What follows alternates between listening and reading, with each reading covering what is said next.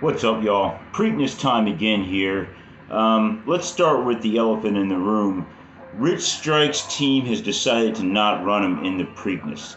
I always think this is a travesty. If the horse isn't injured, why would you not run him in the Preakness? It doesn't happen very often for obvious reasons. If a horse wins the Triple Crown, the stud prices are incredible. I mean, not just to mention the regular money that you're going to make from the purse money. But just having a Triple Crown horse is worth a lot.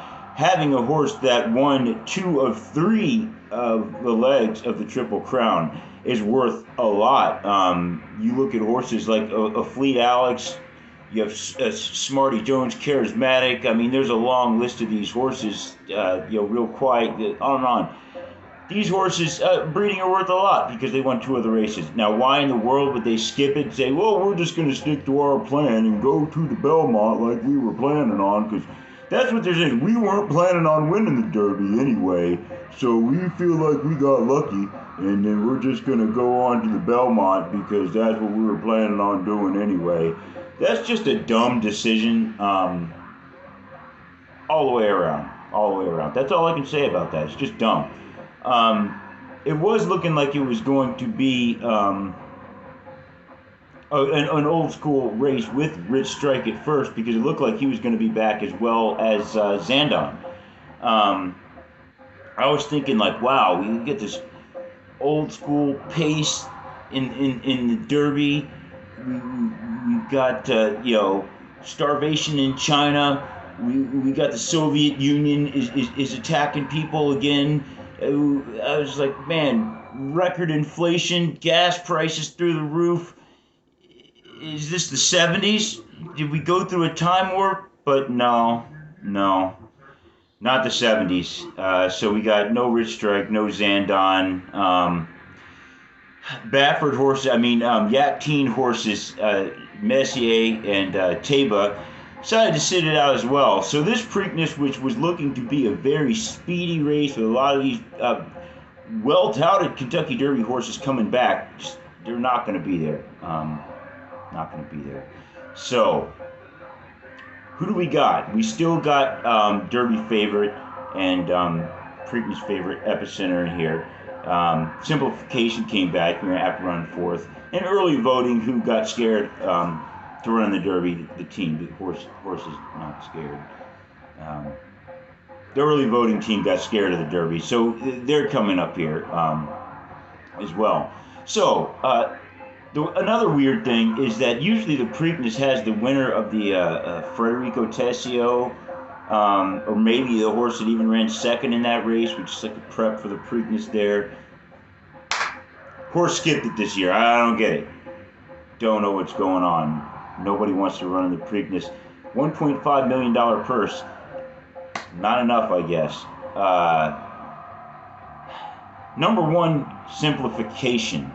All right, as I just said, ran fourth in the Derby.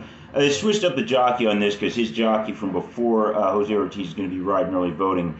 Got Johnny B riding him. Johnny Velasquez has never won the Preakness. For all the races he's won, no Preakness wins.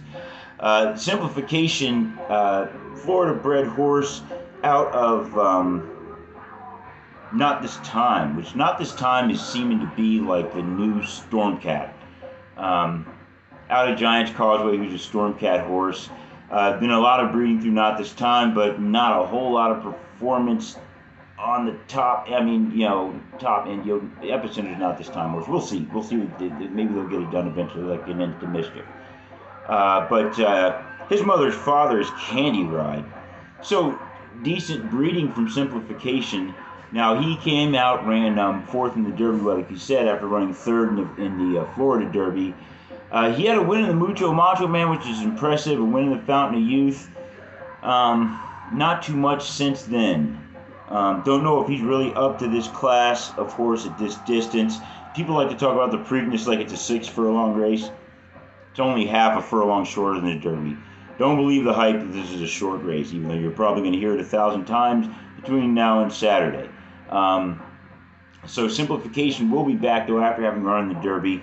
I think the horse is definitely a contender. I just think he hasn't really gotten the trip that he needed. Obviously, that Mucho Macho Man was a good trip, and he needs to get that trip again. He's going to need a fast pace, I think. I think that he's going to need a fast pace to be able to win and be able to take advantage of the front runners in this horse falling apart, which there are a lot of front runners, more horses that like to run up front than not. So it should make for a fast pace. Number 2, we got Creative Minister at 10-1. By the way, that Simplification odds 6-1 in the morning odds. 10-1 on Creative Minister. BJ Hernandez riding him. You know what I like to say. I don't think he's really going to win unless he's got the best horse in the race. Is this the best horse in the race? Not sure. It's a questionable. This horse has run very well. 3 races run. Last race was an optional claimer on Derby Day at Churchill. He got a nice win at even time at that, mile on 1/16. 3 starts. All of them he has finished either winning or I think within half a length. He's been, to me, if you're in half a length, you're right on the pace. You're right there. You get beat sometimes, but being within half a length, you've shown you've got the speed of the winner, and that's where the strategy and stuff can really get you beat. But this horse has closed very well at 10-1. I think that's a good price. Your biggest gamble, I think, is on BJ Hernandez. Horse is trained by Kenneth McPeak, sired by Creative Cause, which is another Giants Causeway horse. His mother's father's Tappet. So decent breeding again out of this horse to be able to win this kind of a race. Number 3, we've got Fenwick. 50-1 in the morning odds. Don't know if it's going to stay there. Florent Giraud is the jockey on this one. I think the breeding is about all this horse really has going for it. His father's Curlin, and his grandfather on his mother's side is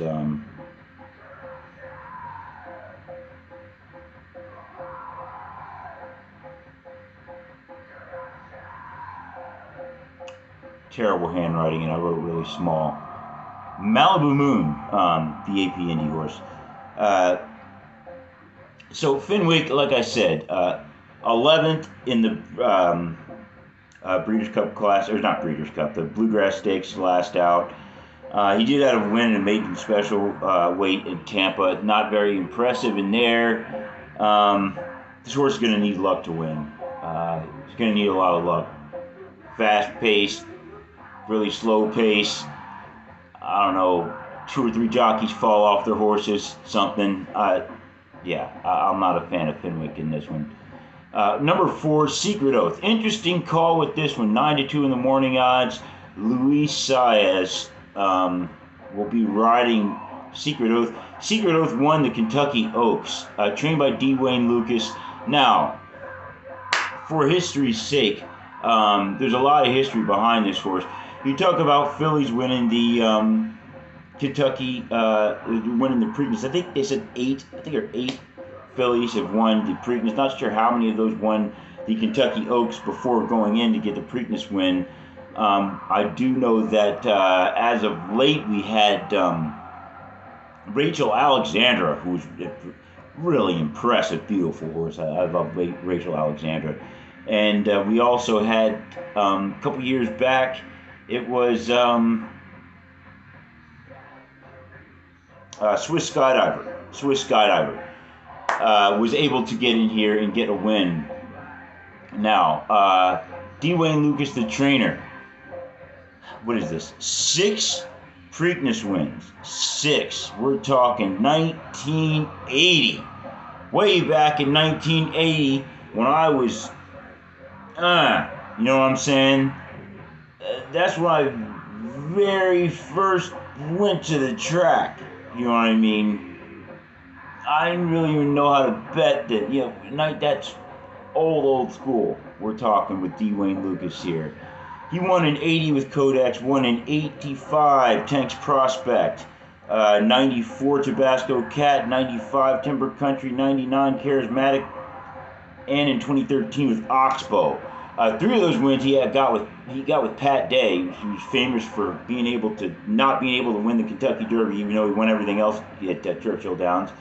Finally got a Derby win, but wasn't able to win the Derby forever, and he won all these Preaknesses. He won the last one with Oxbow. Gary Stevens on that one stole that race. He gets these wins with the old school jockeys. Luis Saez is not an old school jockey. That is one thing I've noticed history-wise that you want to match up that's not matching up here with Dwayne Lucas and the filly running in the Preakness. Another thing is Rachel Alexandra and Swiss Skydiver were able to win the Kentucky Oaks with even times, 148. Secret Oath had a 149. The one angle people are going to talk about here, Secret Oath will be carrying 5 less pounds, being that she is a filly. So she'll be carrying 121 instead of the 126. I tend to think that doesn't make too much difference. Everything makes a difference. 1,000-pound horse carrying 5 extra pounds, I'm not sure that's really always something you want to bet on, even though I guarantee you there are people that would be playing this horse simply because of those 5 pounds. Hey, it's your bet. Do what you want to with it. I'm just saying that I don't really. To me, that's you're splitting hairs at that point. And when you look at splitting hairs, Swiss Skydiver beating Arrogate, splitting hairs. So the 5 pounds have made a difference with every single thing that horse needed to be able to get the win over Arrogate in that Preakness, because that was a very fast time historically. I still think one day somebody's going to beat that Preakness record, because I think that 153 can go down. But at any rate, that Swiss Secret Oath. Now I think Secret Oath is going to need luck to win this one. Nothing against Secret Oath, nothing against fillies running in the Preakness. I just don't necessarily think this is the horse. She's no Rachel Alexandra. I'm sorry. I'm not sure if she's even a Swiss Skydiver. But hey, we'll see. This has got a lot to do with the matchup. Swiss Skydiver had to get everything out of the horse to beat Arrogate, who turned out to be a very good horse historically. I don't know if I would want to play this horse. Breeding-wise, you're talking about Arrogate was the sire for Secret Oath. Arrogate, very strong horse. Arrogate's pretty much like the new Unbridled. Sired by Unbridled Song, who's an unbridled horse. Secret Oath's grandfather on the mother's side was quite American, father of near Triple Crown winner, and the closest of all the near misses, Real Quiet, who lost the Belmont by a nose. So the horse has got good breeding. Last time out against the males, it was Arkansas Derby. Ran third in that one. Lost to Cyberknife. Forgot the third one was. He's been around. I think it was Barber Road. Ran second in that one. Yeah, I just don't think Secret Oath is going to have it for this one. I'm sorry. Number 5, early voting, 7-2 in the morning odds. Jose Ortiz is staying on this horse for a reason instead of simplification. He thinks this horse is better. Chad Brown, kind of does stuff where he doesn't run in this race and that race, so he skipped the Derby, even though the horse was looking good. 2 strong wins, came out and got beat by Neck second in the Wood, which I thought was really the best prep race. Mo Donegal won that race, and I said I would have picked Mo Donegal to win the Kentucky Derby had he not been in that one spot. And of course, as you saw, tons of traffic in that race. It was a heck of a job by Sonny Lone to navigate through that to get the win on Rich Strike. But you can't really fault any of these other jockeys for really not being able to pull it off. It's just really difficult, really difficult. I mean, I raced in the Kentucky Derby several times in Gallop Racer. And Gallop Racer doesn't even allow you the 20 horses. I think Gallop Racer only allows like 18 or something like that. But it's a nightmare trying to navigate through there unless you really have got that horse that can control. And there's a lot of times I had the best horse in the race and just couldn't find room. Slow, clunky horses get out in front of you and you can't get around them. And, horse gets agitated, confused. That's the Derby, though. I've always said the hardest race to pick is the Kentucky Derby. The easiest race to pick is the Preakness, even though I don't think this year's Preakness is that easy. Early voting. Back to early voting. Started by Gunrunner, the Candy Ride horse.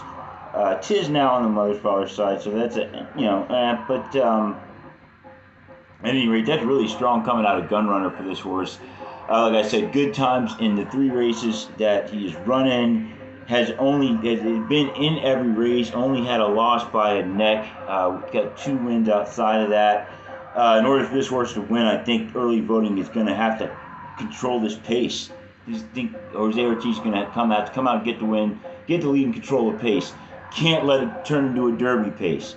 If it turns into a Derby pace, he's going to have to not go for that, which I think is going to be difficult to win that way. But he's going to have to get out there and say, yo, this is my race, I'm controlling the pace, and you are going to have to do what I say. That's the only chance I think early voting has to really, well, not only chance to win, but it's going to be tough, I think, for this horse. I think this horse really likes to run up front. At least that's what it says on paper. Number 6, Happy Jack. What can I say about this horse? They got him at 30-1. I think he should probably be in the 50-1 range. Tyler Gaffley on him, so I guess you upgrade him a little bit. Horse was sired by Oxbow. Hey, if you want to go with that, Oxbow, won the Preakness, stole the race, like I said, one of the slowest Preaknesses in late history. I think it was 157 he ran that in. Gary Stevens just took advantage of, inexperienced jockeys. Oxbow does have some decent breeding in the bloodline, though, out of Awesome again. His mother's father is Tappet, so I just don't think Happy Jack has the speed. I think maybe he should probably stick to some shorter races, even though he does have that grit that shows up in that line. Doug O'Neill's training this one. Like I said, we're switching to Tyler Gaffley. Just outside chances you may want to bet this horse. Here's reasons why you might not want to bet this horse. We're talking, he was 19 lengths off in the Derby, 14th place. Running in the Santa Anita, 12 lengths off, 3rd place. San Felipe, 10 lengths off, 3rd place. Robert B. Lewis, 27 lengths off, 5th place. The horse loses interest. Just be like, you know what, man?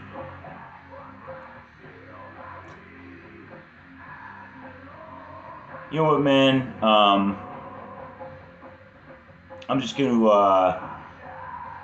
sit this one out. Didn't get a good start. Don't know if he really knows how to win. He hasn't won since his maiden.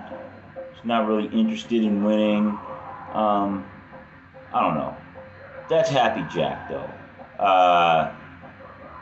Maybe Gaffley will get him interested. I wouldn't put anything on him, though. Number 7, another interesting horse here, 12-1, Armagnac. Now they've switched up to Irad Ortiz Jr., upgrade on the jockey on this one. Bob Baffert's the trainer. Tim Yaktine is the trainer of this one. Tim Yaktine has won 2 Preaknesses before as an assistant for Bob Baffert with Silver Charm and Real Quiet. So he's got that experience. Plus, this is essentially a Baffert horse. Baffert's, got the wins with, Justify, American Pharaoh. Who else did he get the win with? Looking at Lucky. War Emblem, another winner. And Point Given, another near miss. Baffert, a lot of wins here, so you got that angle. This is originally a Baffert horse. Now with Yaktine, who, like I said, had a couple of other wins. The other 2 Baffert horses, like I said, Real Quiet and Silver Charm. Armagnac came out instead of running the Derby. Smart choice. Got to win an optional claimer at Santa Anita.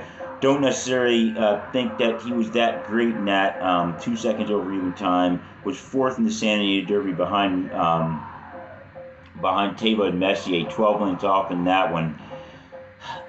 27 lengths off in the San Felipe Stakes. This horse likes to run up front. Don't know if he's going to be able to get the lead, but he's probably going to go for it. Irad Ortiz Jr. riding him.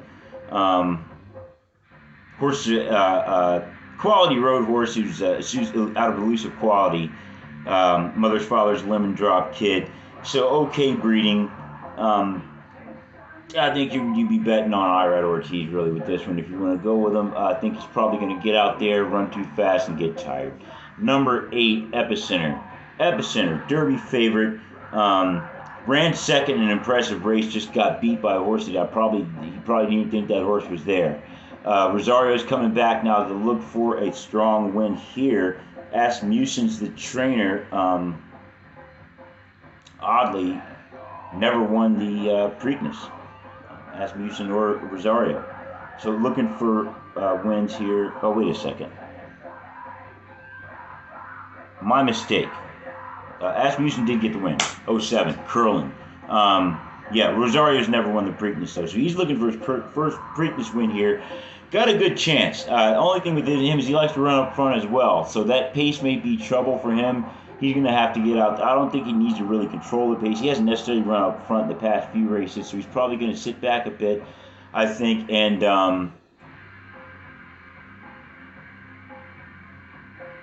that will be probably the best way. Hope for Armagnac and early voting to probably get tired, or probably just to overtake them. Probably going to be the route he goes. I think he's going to have his work cut out for him for sure. I don't think this is easily his race. I was kind of thinking that at first whenever these other horses were pulling out, but after looking it over again, I'm not quite so sure the Epicenter is just going to really just take it. 6 to 5 in the morning odds, so obviously strong. A lot of people like him. Probably most definitely going to hit the board, but we'll see. Number 9, 20 to 1, Skippy Longstocking. This horse is an exaggerator horse who's out of Curlin. So decent breeding on the father's side. Likes to run near the front, so he's going to be in the mix. Junior Alvarado's riding him, trained by Sappy Joseph. He was third last out in the wood. Third last out in that wood, which I thought that was a good race, like I said. He wasn't really in it as much. Was it 3 lengths off? Got a win in Gulfstream in an optional claimer before that. Pardon me, and ran 6 in the Mucho Macho Man. So he kind of got smoked there by simplification in that one. I don't think this horse is really out of it, though. I think he showed something in the wood. I think there is a reason to kind of throw him in there and play him. Don't know if he can really win. And more of him to win, I think he's really going to need a fast pace, and I think Junior Alvaro is going to have to get a good trip. I don't really trust him to really do work, a bunch of magic with him. But that's it. That's the 9 horses there. A lot of experience, like I said, with wins. I think I missed Doug O'Neill here. He won the Preakness in 2012. I'll have another, who was another near-miss Triple Crown horse injured for the Belmont. Like I said, a lot of experience with these trainers, and stuff winning. Pace is going to be everything in this one. Let me just cut to the chase. Pace is going to be everything in this one. It's going to be fast. A lot of times when you get these races really fast pace, all the horses can't handle the pace, and the winner just comes from off the pace. It's just the way it is. But when you get horses this talented, sometimes one or two of these horses can handle that fast pace, and they're going to be up there and come out on top. I'm kind of thinking that's what's going to happen in this one. I'm looking for early voting. I'm looking for Epicenter and Armagnac to get out there and get after the lead. Going to look for 47-second opening half mile. They may dip into the 46-second range. I'm looking for early voting. I'm thinking early voting is going to go for it. He likes to be in front more than the rest of them. Even with these others that like to be in front, they've kind of backed off before. Nobody's really gone more than 47 seconds in the opening half when they've led. But I think early voting, he's shown more consistency with liking to get the lead, so I think he will get the lead. We'll have, like I said, Armagnac and Epicenter right there at Simplification Fenwick, and Skippy Longstocking riding just off that pace, not too far. Riding off the pace, though, I'm looking for, Creative Minister. We're looking for Happy Jack, and also Secret Oath. As the race starts to move around the three-quarter mark, though, I do expect Irad Ortiz to make the move first with Armagnac unsuccessfully. I think he's going to go after it. Then I think Rosario will pick it up. On Epicenter, early voting will have to get going then. I think he will most likely, I think he'll have a little bit more because of having a lead. I think I'll have a bit of an advantage coming around that final turn. And I expect him to kick free. I expect early voting to kick free. How certain am I of that? That's what I'm going with. Do I say 100% that early voting is going to kick free and get the win? No, I think he could get passed by Epicenter. Do I think Epicenter is got a very good chance of doing that? Yeah, but the thing is with Epicenter, here's the reason I didn't pick Epicenter. Epicenter has run even time several times. He's done the 155. I think he had a 142 the mile and 3/16 or mile and 1/16. And in that Derby, which finished at a 2:02, they did that Derby, that mile and 1:36. He's shown he can hold that down. Hasn't broken the even time. However, early voting has broken the even time in that wood. In the 147 showed a little bit more speed. I think if Epicenter could go faster, I think he would have. I think he's had plenty of opportunity now. The Derby, you could say maybe he did sleep a little bit and could have gone a bit faster. Didn't see Rich Strike coming, maybe.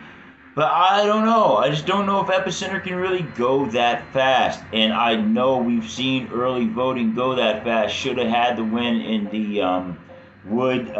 We said when you lose by a neck, hey, you lose by a neck, but you still showed that speed. So I'm going early voting, and I don't think he's going to be pressured as much as it's going to look like.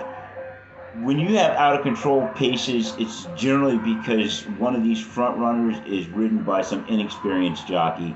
We have a lot of high class in these jockeys. We got Irad Ortiz Jr., we've got Joel Rosario, and we've got Jose Ortiz riding up front. I don't expect him to get crazy. I think early voting gets the lead. I think he kicks free. I think Epicenter gives it his all. I think he chases after him, and I just think he doesn't get him. I don't think he gets him. I think he does hold on for a second, even though he might slide out of that. I think he doesn't get him. I think Simplification, who will be in more of a stalking position, will make the move, chase down Epicenter, and not be able to get him either. So I like Simplification to come up third. And I'm going with the 9, Skippy Longstocking, running fourth, Skippy Longstocking. So if I am going to play a long shot, which probably not in this race, I guess it probably would be Skippy Longstocking. No Secret Oath. No Secret Oath. That was a tough call on this one. I'm not putting Secret Oath in the top 4. Just don't think the speed is there. Now I think that the horses that are running off the pace are going to get caught up by this pace. It's going to look to be pretty fast, but end up ultimately not being that fast.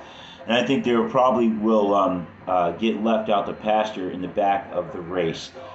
So that's what I'm going with. As usual, leave your picks in the comment section. I always love to know what other people think. Even though I'm not going to change my picks just based on what y'all say, just so you know that. I think everybody knows that by now. The only thing that's going to make me really change the pick is the weather or a jockey change or a scratch that I think will change the strategy of the pace of the race.